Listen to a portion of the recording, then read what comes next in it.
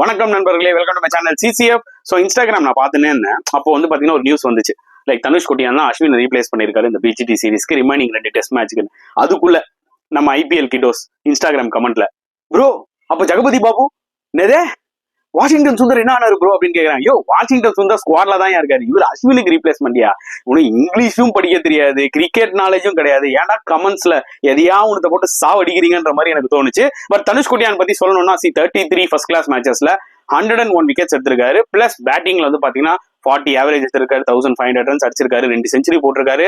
அஸ்வினுக்கு அப்புறம் இருக்கிற ஒரே ஒரு ஆஃப் ஸ்பின்னர் நம்ம டொமஸ்டிக் சர்க்கியூட்ல தனுஷ் கோட்டியான் தான், வேற ஆப்ஷனே கிடையாது. நீங்க மும்பைல அப்படின்னு சொன்னாலும் சரி, இருக்கிற ஆப்ஷன் அவரு தான் ஆஃப் ஸ்பின்னர். ரித்திக் ஷோக்கின்னு ஒருத்தர் இருக்காரு, அவர் மும்பை கூட ஐபிஎல் விளையாடி இருக்காரு. பட் அவர் வந்து பாத்தீங்கன்னா ரொம்ப சுமாரான ஒரு ஆஃப் ஸ்பின்னர் தான்.